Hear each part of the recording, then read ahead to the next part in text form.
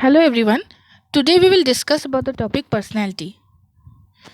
Personality is defined as the characteristic sets of behaviors, cognitions and emotional patterns that evolve from biological and environmental factors.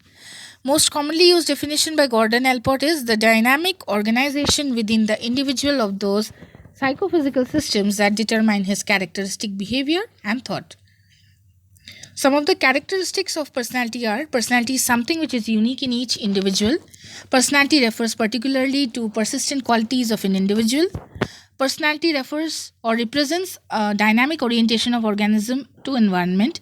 Personality is greatly influenced by social interactions, and personality represents an unique organization of persistent dynamic and social predisposition. Coming to the foundations of personality, there are three structures on which foundations of personality can be classified. They are physiological structures of the organism, psychic structure of the organism, and social and cultural structure. So these structures contribute to the formation of personality.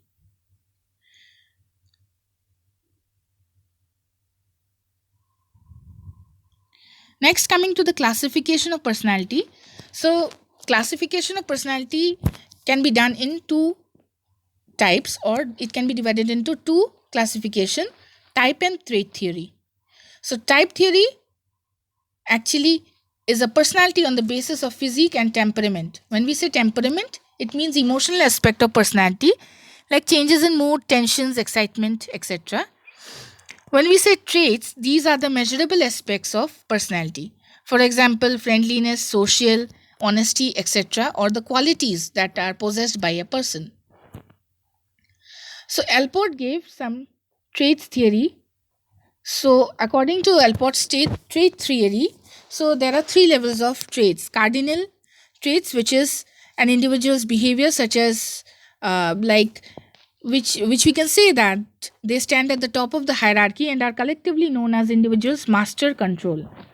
Central trait is the next in the hierarchy, which is, for example, are the building blocks that shape most of our behavior, such as loyalty, kindness, etc. Next, coming to the secondary traits. So they are plentiful but are only present under specific circumstances. So they include like attitudes, preferences, etc.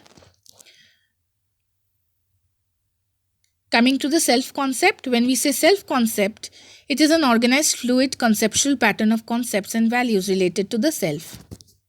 If a person has a positive self concept, they tend to feel good about who they are and often see the world as a safe and positive place. If they have a negative self concept, they may feel unhappy with who they are. So, there, like Rogers have divided these self into two types: ideal and real self. So, when we say ideal self, this means that the person you would like to be, and the real self is who the person you actually are. So, these, according to Rogers, said, as Rogers said, that it must have a consistency between these two selves. So, this was all about personality topic. Thank you.